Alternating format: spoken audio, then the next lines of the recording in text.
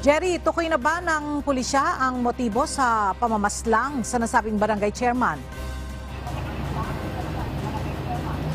Yes, Ella, sa ngayon ay blanco pa rin ang Philippine National Police o PNP Bicol sa motibo sa nangyaring insidente ng pamaril kay San Jose Barangay Chairman Alex Repato. Gayunpaman, meron ng persons of interest na ang Philippine National Police sa nangyaring pamamaril.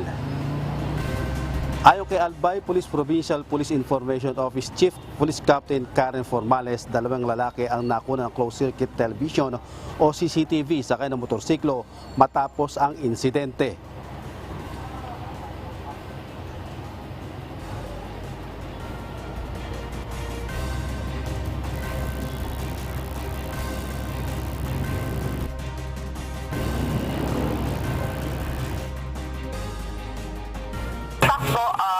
Kahapon, during the conduct of follow-up investigation, yung ating investigating team po ay nakahanap ng CCTV footage kung saan po nakita doon yung dalawang lalaki na nakasakay po sa motorsiklo na paharurot po sila after po nung insidente na pamamaril po kay Barangay Captain Repato.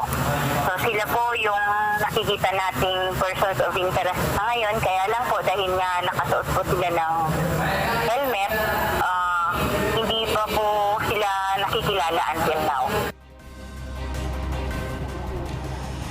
Ella, tinitingnan ngayon ng binuong Special Investigation Task Group o SITG ang dalawang sakay ng motorsiklo. Nagsagawa naman ng simultaneous checkpoint ang PNP sa mga strategic area sa Libon, Albay. Patuloy pa rin ang ginagawang validation kung election-related incident ang naturang pamamaslang sa Barangay Captain.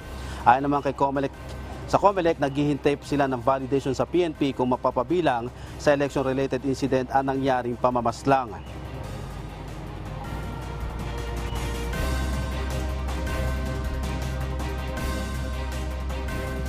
Meron pong ibinigay na 10 araw bago po ma-determine kung election-related incident po yun.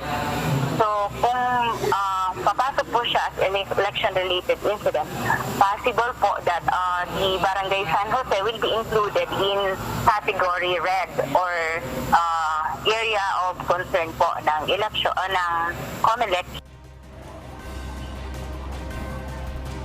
Ella, bukod dito, nagrekomenda na ang Commission on Election o Comelec Albay na isailalim sa Comelec Control ang buong bayan ng Libon sa darating na barangay at sangguniang kabataan elections.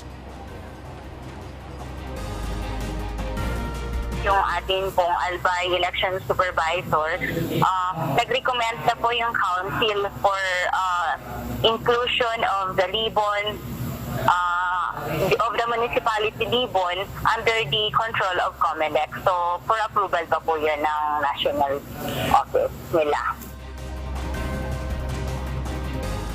Ella, sa tala ng Comelec Regional Office 5, umaabot na sa mahigit 30,400 na mga individual na naghain ng Certificate of Candidacy o COC para sa BSKE sa buong Bicol Region. Yan latest mula dito sa Libon, Albay. Balik sa iyo, Ella. Maraming salamat, Jerry Galicia.